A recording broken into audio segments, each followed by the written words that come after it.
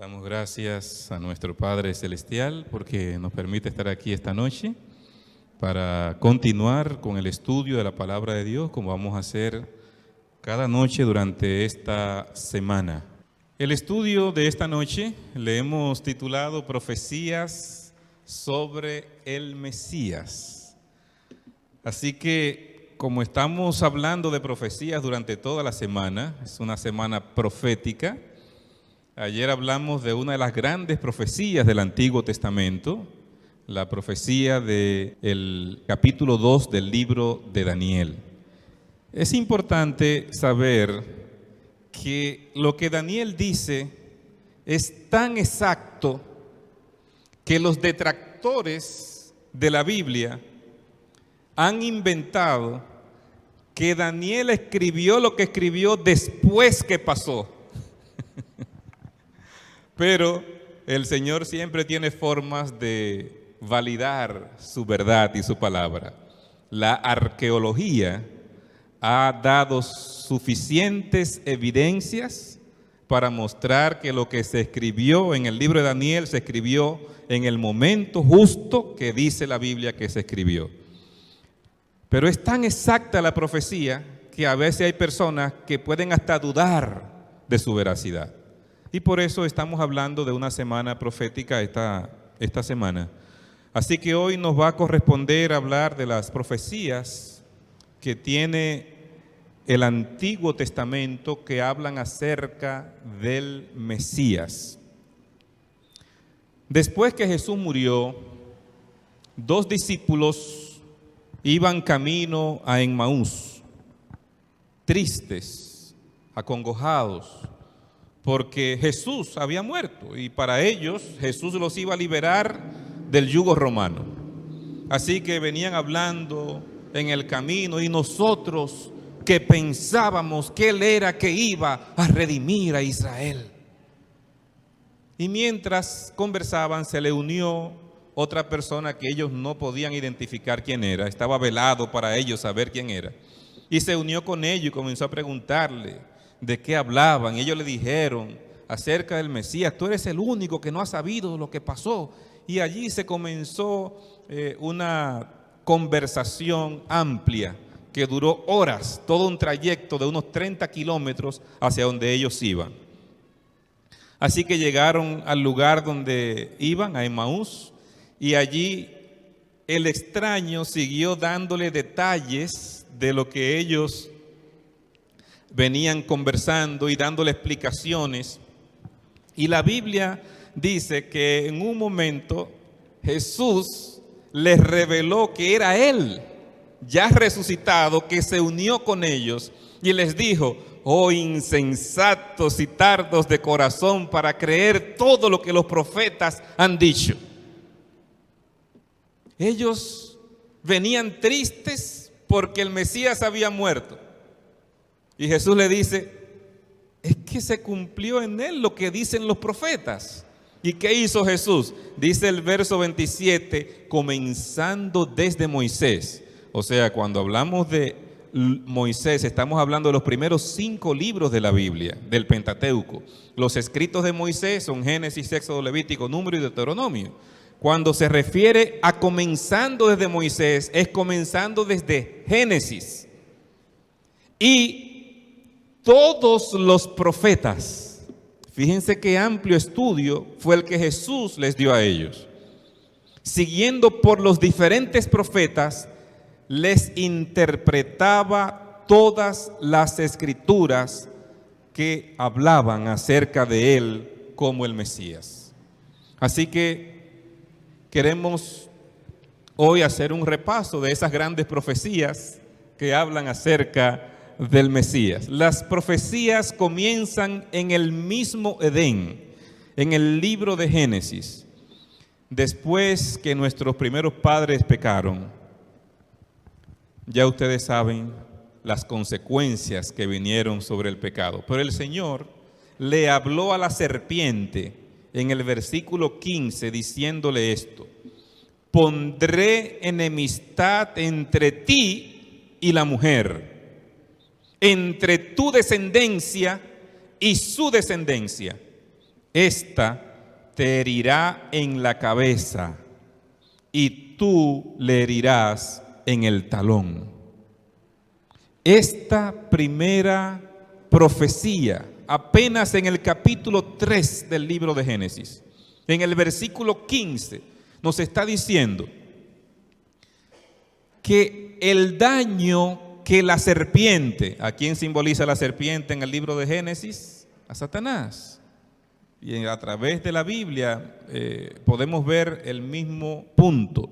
Así que la serpiente, solamente iba a proferir una herida en el talón a Jesús, la descendencia de la mujer. Fíjense cómo el versículo es claro cuando dice: pondré enemistad entre ti y la mujer.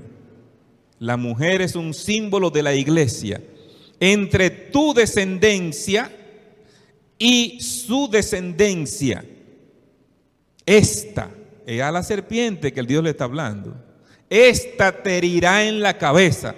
Como la mujer iba a herir a la serpiente en la cabeza. ¿Qué significa herir? La palabra herir en el idioma hebreo significa aplastar. ¿Cómo se aplastó la cabeza de la serpiente? Cuando Jesús fue crucificado, Satanás pensaba que había alcanzado una gran victoria. Pensó que había logrado lo que él quería, todo el sufrimiento infligido y la muerte finalmente. Pero eso apenas fue herir el talón de Jesús. Porque la victoria de Cristo en la cruz del Calvario, al morir, y como él dijo, yo pongo mi vida y la vuelvo a tomar, al tercer día resucitó. Entonces Cristo, cuando resucita, logra la victoria sobre Satanás, sobre el pecado, sobre la muerte segunda. Por eso Cristo tiene la capacidad de poder redimirnos y salvarnos, porque Él padeció la muerte, que es la paga del pecado, la muerte segunda. Así que desde Génesis capítulo 3, versículo 15, se hace la profecía de la victoria de Cristo sobre Satanás. Así comienza. Cristo es el Mesías, Cristo es el Hijo de Dios. Mencionemos ahora 9 evidencias que confirman que Cristo es el Mesías. Comencemos de inmediato con la primera. El Antiguo Testamento habla del nacimiento milagroso de Jesús. En el libro del profeta Isaías, en el capítulo 7, verso 14, nos dice: por tanto, el Señor mismo os dará la señal. He aquí que la Virgen concebirá y dará a luz un hijo, y llamará su nombre Emmanuel. Está diciendo el profeta Isaías, 700 años antes de que naciera Jesús, que iba a nacer de una virgen. Y dice más el capítulo 9, porque un niño os es nacido, hijo nos es dado, y el principado sobre su hombro, y se llamará su nombre Admirable, Consejero, Dios fuerte, Padre eterno, Príncipe de paz. ¿Cuántos nombres se le iban a dar a Jesús? Así lo presenta el profeta Isaías. ¿Cómo fue entonces el nacimiento mismo de Jesús? ¿Qué nos está narrando Mateo capítulo 1? Dice, el nacimiento de Jesús fue así. Su madre estaba desposada con José, y antes de que se unieran, se halló que ella había concebido del Espíritu Santo. Así que antes de que se uniera en matrimonio, ya estaba comprometida, es lo que está diciendo el texto. Tenía un compromiso con José, pero antes de que se unieran en matrimonio, entonces sale embarazada. Y ustedes conocen lo que dice la palabra de Dios, que el Espíritu Santo fue el que obró un milagro inexplicable para el ser humano, la encarnación de Cristo. Uno de los misterios que dice Pablo que tenemos el misterio de la encarnación.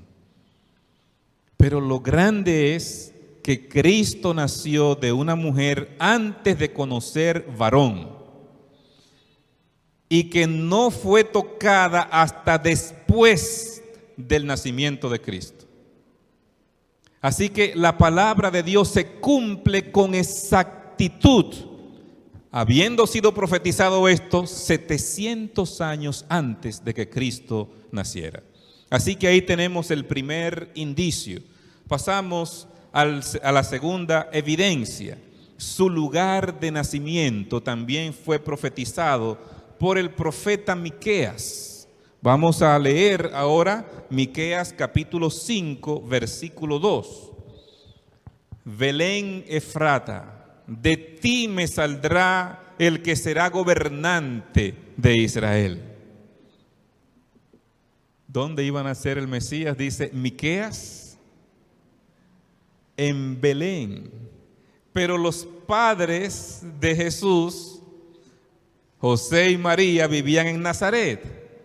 Pero justamente dice la Biblia que hubo un censo, un empadronamiento que se hizo y todos tuvieron que moverse a su lugar de origen. Entonces tuvieron que ir hasta el lugar donde ellos eran oriundos, y entonces se cumple que Jesús nace exactamente en ese lugar, aunque no vivían ahí sus padres en ese momento. Se cumple exactamente lo que dice la profecía bíblica. Mateo capítulo 2, versículo 1 dice: Jesús nació en Belén de Judea. Pero más de 5 siglos antes, ya Miqueas había dicho que iba a nacer en Belén. Número 3, vamos a ver la tercera evidencia profética de Jesús como el Mesías. Su traición. Estaba especificado que iba a ser traicionado. 1000 años antes estaba profetizado. Vamos a leerlo en el libro de Salmos, capítulo 41, versículo 9. Aún mi amigo íntimo, en quien yo confiaba y quien comía de mi pan, ha levantado contra mí el talón. Uno de sus más cercanos está diciendo, su íntimo.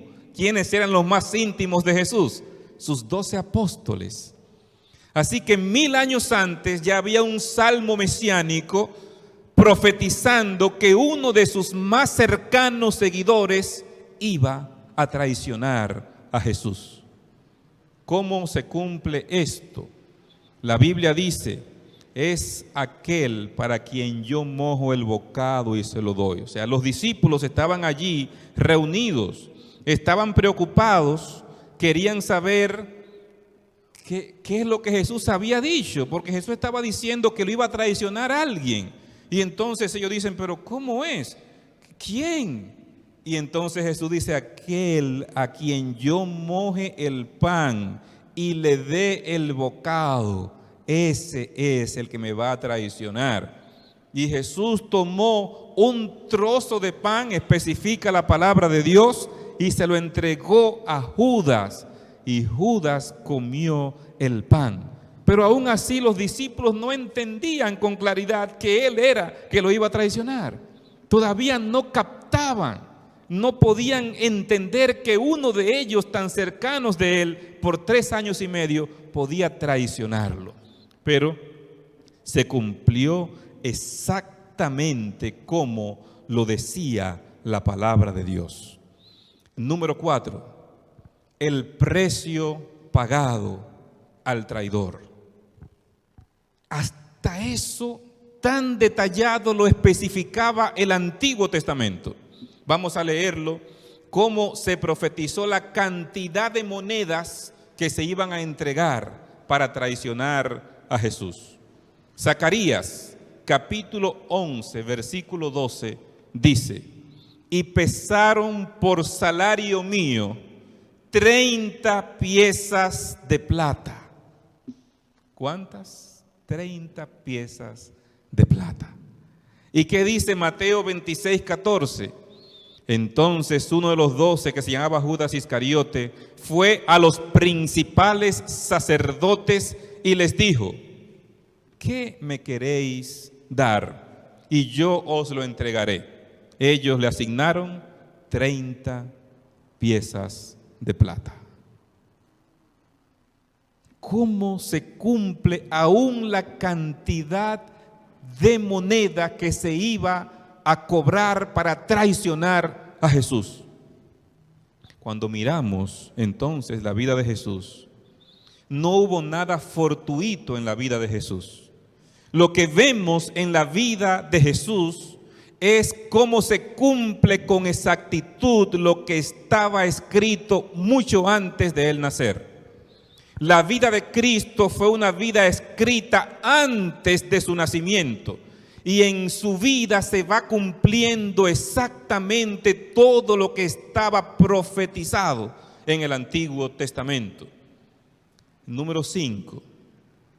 La palabra de Dios habla acerca de los azotes y el abuso que iban a cometer contra Jesús. Nos referimos una vez más al profeta Isaías, ahora en el capítulo 50, versículo 6. Entregué mis espaldas a los que me golpeaban y mis mejillas a los que me arrancaban la barba.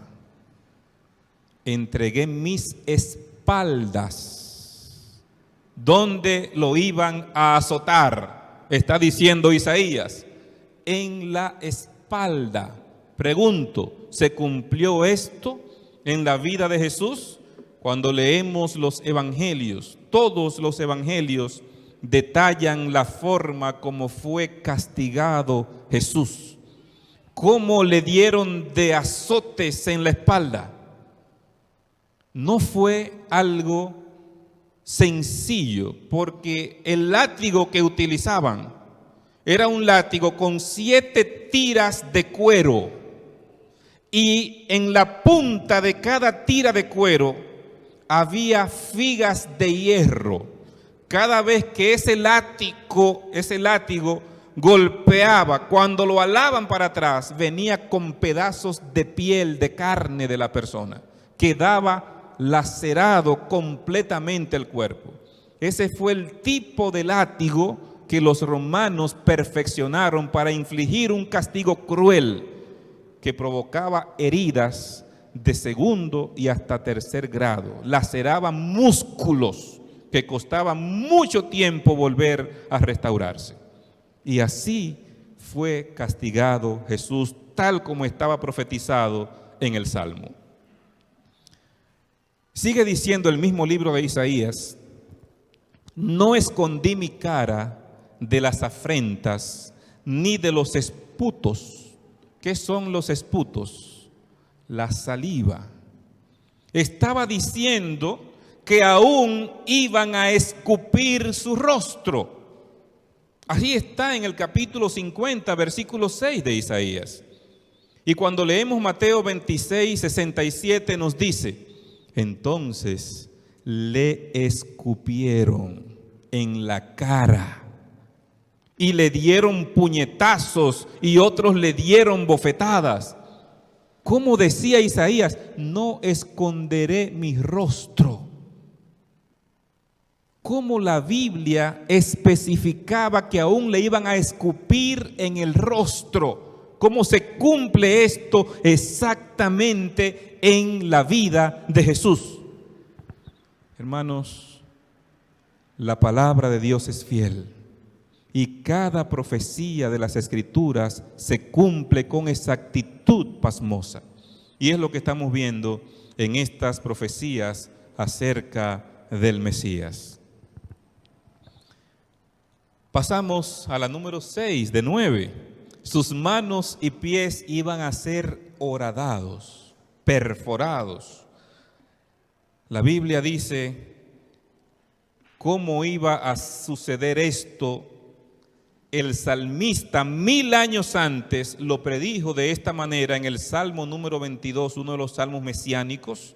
Dice: y horadaron mis manos y mis pies. Cuando hablamos de salmos mesiánicos, son salmos que profetizan sobre el Mesías. Y el Salmo 22 es uno de esos salmos mesiánicos. Horadaron mis manos y mis pies. ¿Qué pasó con Jesús? Lo que dice la palabra de Dios es que justamente agarraron sus manos, introdujeron clavos en cada una de sus manos y en sus pies, tal como estaba descrito en el Antiguo Testamento. Lo que estamos viendo ahora cumplirse en el Nuevo Testamento, lo que los evangelios registran concerniente al castigo de Cristo, cada faceta de eso estaba escrito previamente en las Escrituras. No fue fortuito lo que estaba pasando con Jesús. Era algo que estaba profetizado. Número 7. Fue contado entre los transgresores. Nueva vez el profeta Isaías, ahora en el capítulo 53. Al profeta Isaías le llaman el profeta mesiánico, porque es de los profetas que más habló acerca del Mesías que había de venir y lo que iba a suceder con él. En el capítulo 53, versículo 12 nos dice: fue contado entre los transgresores. O sea, Cristo iba a estar entre malhechores. Estaba profetizando Isaías capítulo 53. Todo el capítulo 53 habla acerca de los sufrimientos del Mesías. Y en Marcos capítulo 15, versos 27 y 28 nos dice: y con él crucificaron a dos ladrones, uno a su derecha y otro a su izquierda.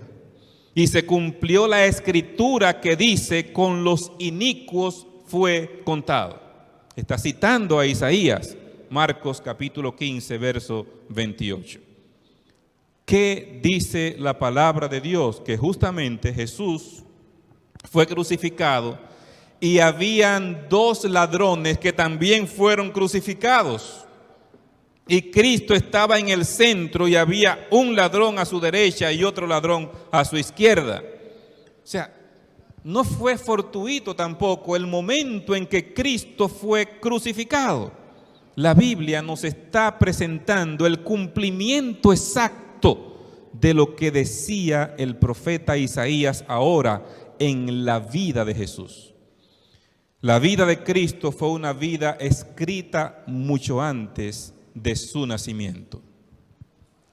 Número 8.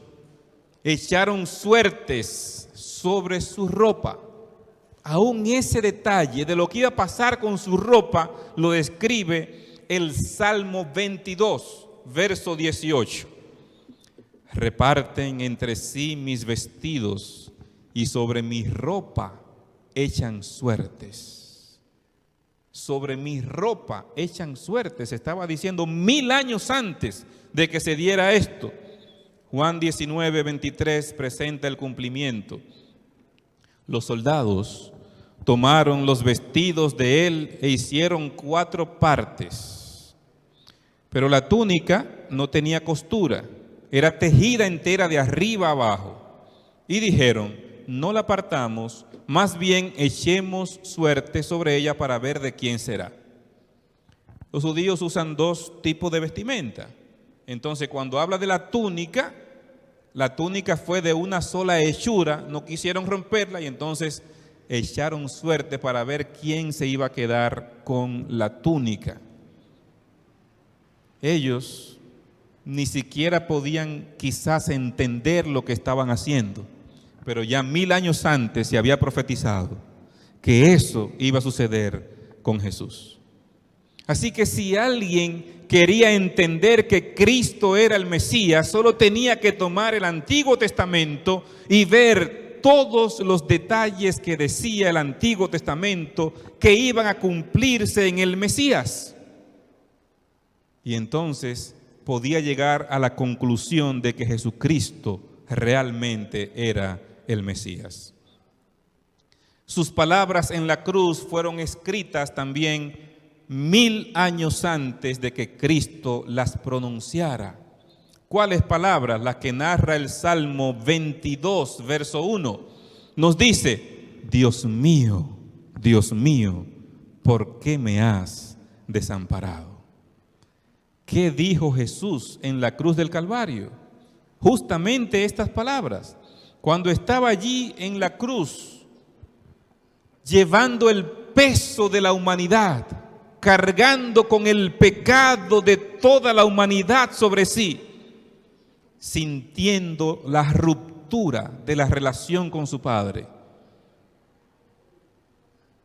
Recuerdan que se hicieron tinieblas sobre la tierra desde las 12 hasta las 3. El Padre puso esas tinieblas para Él acercarse lo más que podía hasta su Hijo y velar su gloria. Y veló su gloria, así lo describe el deseado de todas las gentes. Pero Cristo sintió la ruptura por cargar el pecado. Isaías 59:2 dice que nuestros pecados hacen separación entre nosotros y nuestro Dios y hacen ocultar su rostro para no escuchar. Cuando Cristo está cargando el pecado sobre la cruz del Calvario, está cargando la culpa del ser humano. Por lo tanto, siente esa separación que produce el pecado con su Padre. Y había mantenido una relación perfecta y unida con su Padre. Y ahora siente esa ruptura de esa relación. Y entonces clama: Dios mío, ¿por qué me has desamparado? Pero estaba escrito que justo esas palabras iba Cristo a decir en la cruz del Calvario. Otro aspecto fundamental que no quiero pasar por alto esta noche es cómo la Biblia especifica exactamente el tiempo, la fecha cuando Cristo iba a morir. Y ahora me remito al profeta Daniel una vez más. Ahora en el capítulo 9, versos 26, y vamos a leer el 27 un poquito más adelante. Dice: después de las 62 semanas, se quitará la vida al Mesías, mas no por sí. Daniel está diciendo que no era de muerte natural que iba a morir Jesús, lo iban a matar. Es lo que está diciendo Daniel. Y el pueblo de un príncipe que ha de venir destruirá la ciudad y el santuario, y su fin será con inundación, y hasta el fin de la guerra durarán las devastaciones. Después de las 62 semanas, es una profecía de 70 semanas.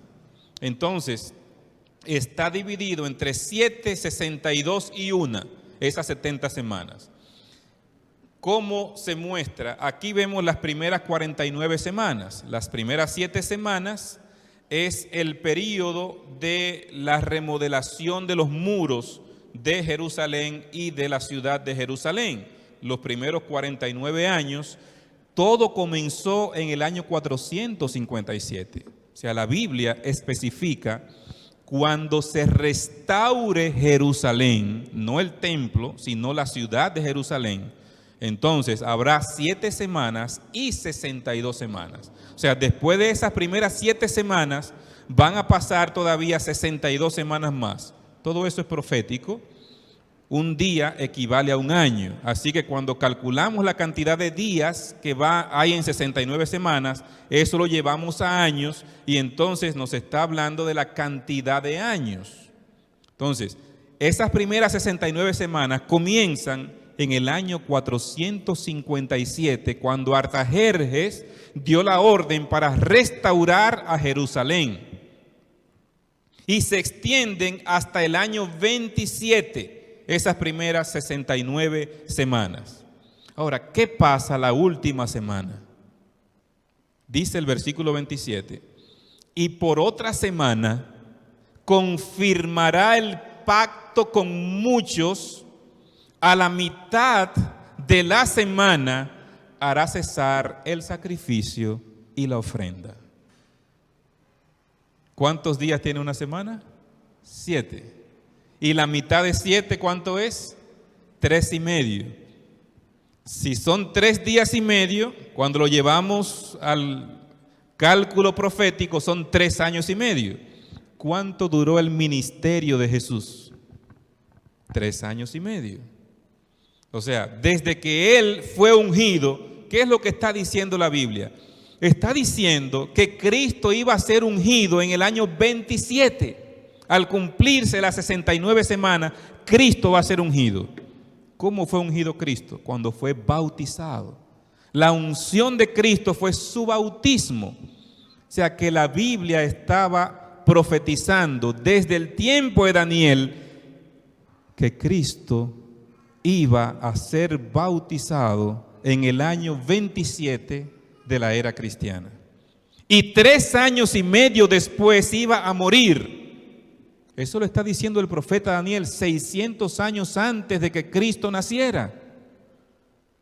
Y es exactamente lo que vemos en el cumplimiento de la vida de Jesús. Cristo es bautizado en el año 27, Cristo muere en el año 31 y todavía quedaban 3 años y medio más de gracia para el pueblo judío, de oportunidad para que el pueblo se arrepintiera, pero no se arrepintieron. Y a quienes Cristo envió a predicarles el evangelio, lo que hicieron fue apedrearlos como a Esteban. Y allí el pueblo judío selló su rechazo como pueblo del Señor. Así que la profecía más larga de la Biblia, la profecía de los 2300 años, está contemplada en el libro del profeta Daniel. Y dentro de esa profecía, la primera fase son los primeros 490 años que hablan del bautismo del Mesías, de la muerte del Mesías y del evangelio que iba a pasar a los gentiles. A Moisés se le ordenó que el cordero pascual debía ser muerto entre las tardes del 14 y el 15. Así era como celebraban la Pascua, el 14. Así que el cordero pascual era sacrificado el día 14 y comido la noche del 15 del primer mes. Y exactamente cuando muere Cristo, cuando estaban celebrando la Pascua. Por eso, hermanos, cuando miramos la vida de Jesús, tenemos que ver lo que dice Filipenses 2:6. El cual, siendo en forma de Dios, no estimó el ser igual a Dios como cosa a que aferrarse, y estando en la condición de hombre, se humilló a sí mismo, haciéndose obediente hasta la muerte y muerte de cruz. Cristo consintió en venir a esta tierra a morir para redimir a la humanidad. No se aferró a su divinidad, entregó su vida para que tú y yo podamos recibir perdón y salvación. La pregunta que nos hacemos hoy es, ¿quién es Jesús para ti entonces? Al ver cómo se cumple en la vida de Cristo cada profecía mesiánica, ¿es para ti Jesús el Mesías? ¿Es para ti Jesús el Salvador? No olvidemos que el profeta Isaías dice, fue despreciado y desechado por los hombres, varón de dolores, experimentado en el sufrimiento. Él fue herido por nuestras transgresiones, no fue por las de Él, porque Él fue tentado en todo, pero sin pecado. Pero Él fue herido por nuestras transgresiones, dice la palabra de Dios, molido por nuestros pecados. El castigo de nuestra paz fue sobre Él y por su llaga, por sus heridas, fuimos nosotros curados. Cristo padeció lo que padeció para podernos redimir. Pero tristemente el mismo Isaías dice, todos nosotros nos descarriamos como ovejas. Cada cual se apartó por su camino.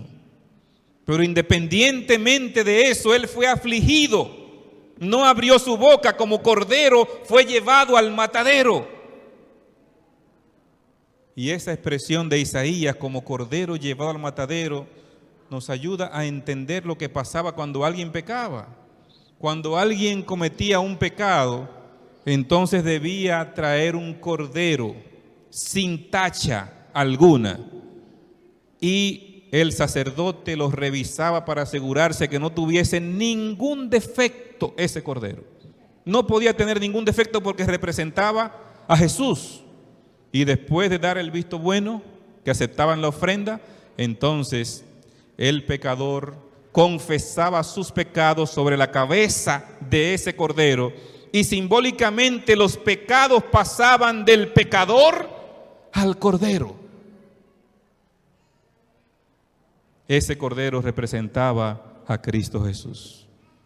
El pecador queda limpio del pecado, pero alguien está cargando con su pecado. El cordero. Se le entregaba el cuchillo y el pecador mataba el cordero, porque por su pecado era que el cordero tenía que morir. Así que el pecador salía limpio de pecado, purificado de pecado, pero el cordero murió para que él pudiese estar purificado. Yo pregunto, ¿quién es Jesús para ti? ¿Es el Mesías? ¿Es tu Salvador? Es el Cordero que ha cargado con tus pecados para redimirte, para salvarte. Él se ha presentado para quitar el pecado mediante el sacrificio de sí mismo, porque la sangre de los toros y de los machos cabríos no puede quitar los pecados. El profeta Pablo en Hebreos está diciendo, miren, no eran los corderos que quitaban el pecado, no eran los bueyes que se sacrificaban, no eran los toros, no eran los chivos expiatorios, no. Ellos solo prefiguraban que un día habría de venir el verdadero Cordero de Dios que quita el pecado del mundo. Mis amados, ¿quién es Jesús para ti? Cuando Juan vio a Jesús, dice, he aquí el Cordero de Dios que quita el pecado del mundo. Es Cristo el Cordero que quita tus pecados, que limpia tus pecados, que purifica tus pecados. Ya Cristo hizo todo lo necesario para que tú recibas perdón. Hermanos, el apóstol Pablo dijo algo que para mí es tan profundo. No quiero dejar este texto ya final para concluir mi estudio de esta noche. Dice el apóstol Pablo en 1 Timoteo 3:16, e indiscutiblemente grande es el misterio de la piedad. Dios fue manifestado en carne, la encarnación de Cristo, justificado en el Espíritu, visto de los ángeles, predicado a los gentiles, creído en el mundo, recibido arriba en gloria. En este versículo Pablo habla acerca de lo que pasó con Jesús desde su encarnación, la justificación cuando muere para redimirnos del pecado, la predicación que se ha de hacer de este evangelio eterno a todo el mundo, y habla incluso acerca de cómo muchas personas van a creer en el Mesías. Pero ese Mesías fue recibido en gloria, ascendió después de 40 días de su resurrección y hoy está intercediendo por nosotros, y desde allí muy pronto vendrá a buscar a sus hijos fieles. Cuando Cristo venga, Él quiere decirte, venid benditos de mi Padre, heredad el reino preparado para vosotros desde la fundación del mundo. Ese Mesías hizo todo lo necesario para que tú y yo tengamos perdón y salvación. ¿Quién es Jesús para ti en esta noche? Me gustaría preguntar, ¿quiénes de los presentes quieren decir, yo quiero que Cristo sea el Mesías en mi vida, mi Salvador y mi Rey? ¿Quiénes quieren decirle esto a Jesús? ¿Quieren ustedes ponerse de pie? Los que quieren decirle de todo corazón esto a Jesús. Si nace de lo más profundo de tu alma, entonces vamos a decirle a Jesús: Señor, yo quiero que tú seas el Mesías en mi vida, mi Rey, mi Señor, mi Redentor, mi Salvador. Vamos a hablar con Dios en este momento por ustedes. Padre bueno, Dios de misericordia, muchas gracias te damos en esta noche. Gracias, Padre, porque hemos podido repasar a través de todo el Antiguo Testamento las grandes profecías que hablaban acerca del Mesías. Hemos podido corroborar una vez más que Jesucristo es el Mesías. Gracias, Padre, porque cada detalle se cumplió con exactitud en su vida. Y Él estuvo dispuesto a sufrir todo lo que estaba profetizado para que hoy nosotros podamos gozar de la vida eterna, del perdón y de la salvación. Nuestros hermanos y amigos se han colocado en pie en esta noche porque quieren decirte que para ellos tú seas su Mesías, su Rey, su Señor, su Salvador. Que este colocarse en pie sea una evidencia de su fe y su confianza en ti, y tú puedas reconfirmar hoy en las cortes celestiales estos nombres de cada persona al decir que aceptan a Cristo como el Mesías y el Salvador. Séllalos para salvación, Señor, desde hoy. Son tuyos, son tu propiedad. Tú los redimiste. Los entregamos en tus manos. En el nombre de Jesús. Amén. Amén. El Señor le bendiga.